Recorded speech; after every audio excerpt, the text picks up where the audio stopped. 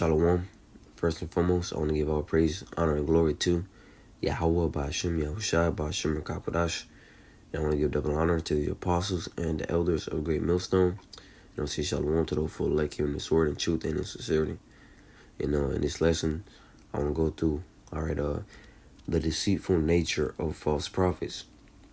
And pretty much we want to touch on the fact how Jake is pretty much good at making, a lie sound good, if you know what I mean. And when you look at like these other camps, that have a hard on for like, one to say the opposite of Great Millstone, and then that's part of the motivation for them. All right, but when they do these things, those are not under understanding. Okay, they make their lie sounds good to them, and it's crazy because when you hear something, especially IOIC, when they say like the name of the Lord and Yahweh and Yahushua, you hear it and you're like, hell no, bro, they tripping. But then you got other people out there, that fall for, these smooth words. Because when they say the name of Yahweh and Yahushua, not the true names, they go into the explanations and, somehow, whatever they're saying, it sounds, plausible to the audience.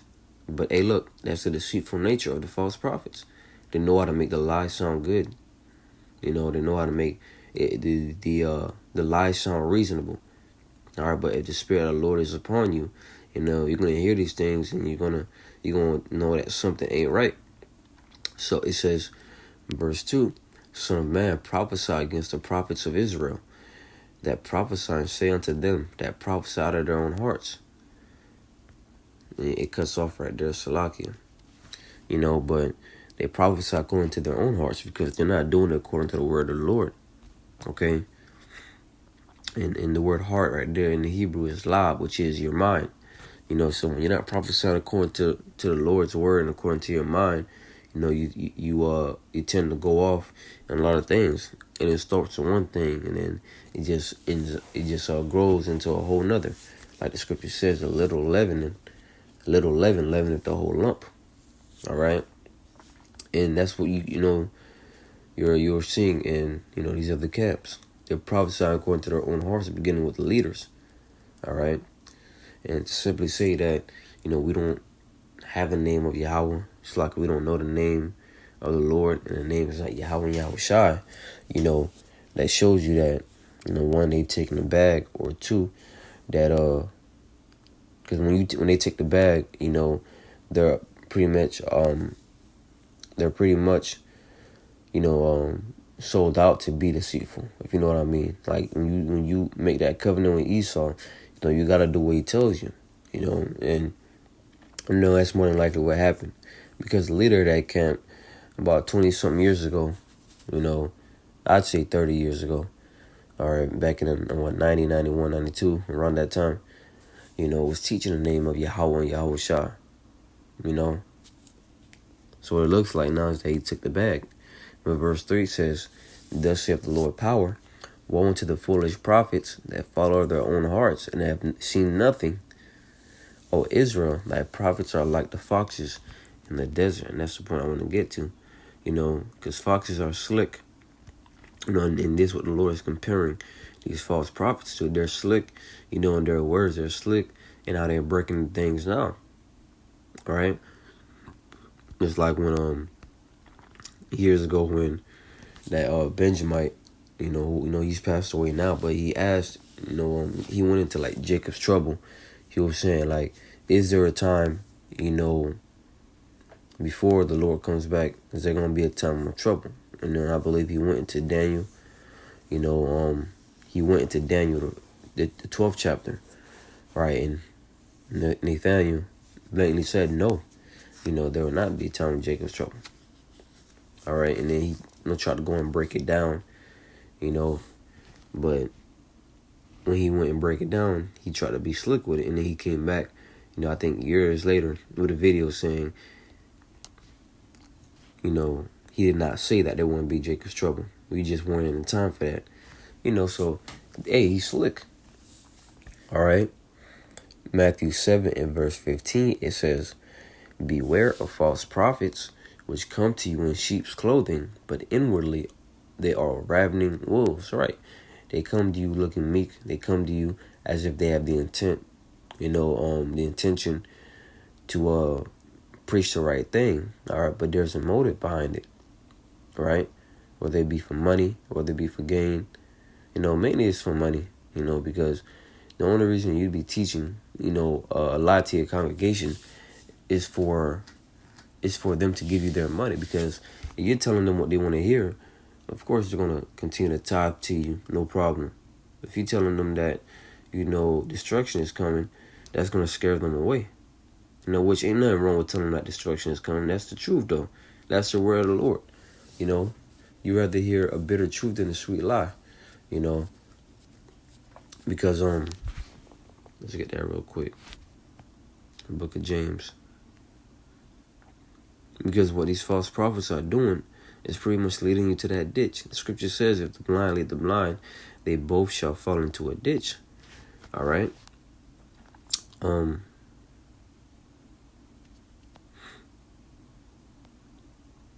Look for that real quick. James 1 and verse 21, it says, "Wherefore lay apart all filthiness and superfluity of naughtiness, and receive with meekness the engrafted word, which is able to save your souls." Okay? And that's what it's about. Receiving the 100% truth, and through this truth, you get the information, you get the jewels to save your souls, man. In the name of Yahweh Shai. Okay? So let's go back to Matthew the 7th chapter. And that's what it's about, man. Like when the truth is being spoken of, you're warning the congregation, you're warning the people so that they can get right.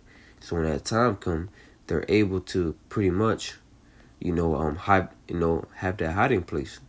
All right, which is the truth. Let's go to the book of Ezekiel. And we're still on the topic of the deceitful nature of false prophets. Ezekiel 3:17, "Son of man, I have made thee a watchman to the house of Israel. Therefore hear the word at my mouth and give them warning from me." All right?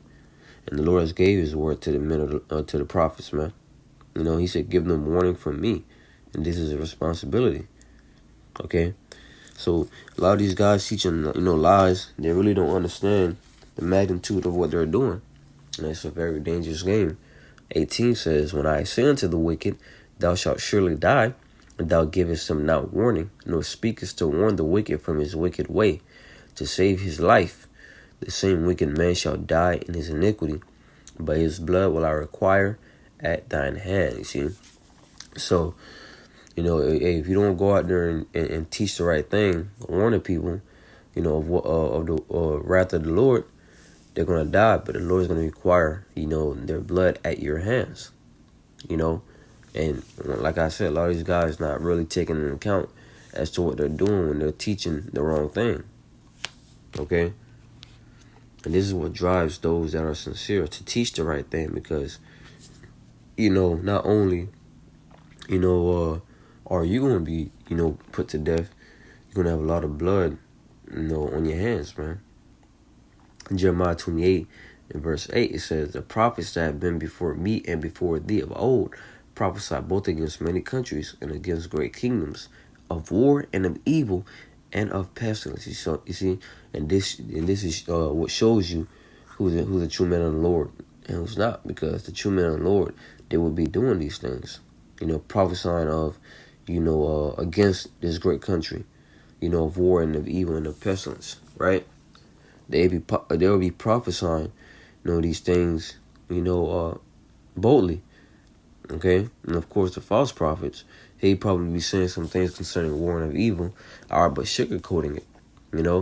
He would bring these precepts out deceitfully. Okay? 9 says, "The prophet which prophesied of peace, when the word of the prophet shall come to pass, then shall the prophet be known that the Lord have truly sent him." So if the prophet was to prophesy of peace, right, the man of the Lord was slacking, man. tongue twist. If that prophet was a prophesy of peace, and there was peace, no, then you know that that's a man of the Lord. All right, because hey, it's peace, and he said it. All right, but if that prophet is prophesying peace, and you can clearly see that destruction is getting ready to happen, you know that the Lord didn't send that dude. All right, so that's that's the point that I want to get at this lesson. Like, these guys, really don't understand like what they're doing, as concerning teaching lies according to the scriptures, man. Because from the leadership, right, from the leadership down to the lowest men, all right, they've been, I'm gonna say, they've been taught from the leadership how to be slick and cunning, when it comes to the word, because they really don't understand the word. They really don't understand the breakdowns that they're teaching. They just know that this is what my leaders taught me without going in and looking into it themselves. Like, brothers that are in Great Millstone and that follow the like-minded doctrine, we actually, went into these things. We went into the blue letter. All right, we looked up words. We read these prophecies on our own, and we've come to the conclusion that, what we learned from the apostles is the truth, man. All right, but then you got guys in the IUIC and these other camps, that were just brought in, given a pamphlet and taught what, the leaders want them to teach. And that's why you're hearing things like, and I'm talking about hearing things from guys saying, the name is Yahushua. All right, we're teaching our people the names according to the language that they know, and back 2,000 years ago, our people did not know Jesus Christ, man. Our people did not speak, the English back 2,000 years ago. We spoke the Hebrew, and of course you had Israelites, that spoke Greek and Latin, man. But the English was not back there. Okay, so you teach our people. Of course, we don't know the Hebrew 100%, but we know that the Lord gave it to us. All right, but you teach the people according to the language in which the scriptures was originally spoken in. Right, in the book of Sirach, the first chapter, it tells you that, man. Let me get that real quick, little one.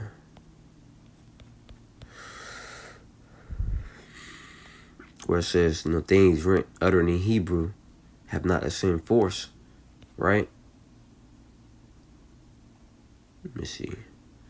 Right here. Sirach, chapter 1, and just right here. For the same things uttered in Hebrew and translated into another tongue have not the same force in them. You see? So, the name of Yahweh and Yahushua have power in them. All right? But because the scriptures was translated, some words, were transliterated, the things were switched up. Okay? Because, if you want to be fair, the name Yahushua, if it was translated into the English, would be Joshua. All right? But, we don't call him Joshua. We call him Yahushua. You see? Because Yahushua is the original, is the true name. Okay? Because if you know somebody, and you haven't seen that person, let's say, in months, all right, you come back and you start calling him or her a different name, right? That person gonna look at you funny like, why are you calling me that? That's not my name. All right, call me what my name is. You see, and that show you that names matter. Cause that name is the identity, is what, pretty much is the identity of that person. Okay? You don't want somebody to be calling you by the name of a criminal. All right? Because you didn't do whatever that, because you're going to be tied, you're going to be identified with what that criminal did. So you don't want to be identified with that. So the Lord wants to be identified with his name. Okay? He wants you to call him and, reverence him by his name. All right? Because the names, the names and the, what's the word for it? So like it's escaping the reputation of these other idols, all right, are jokes, man. All right, Allah is a joke. Jesus Christ is a joke. Buddha is a joke, man. All right, these idols are all jokes. So it's time to separate, the clean from the unclean, dealing with these other camps, man.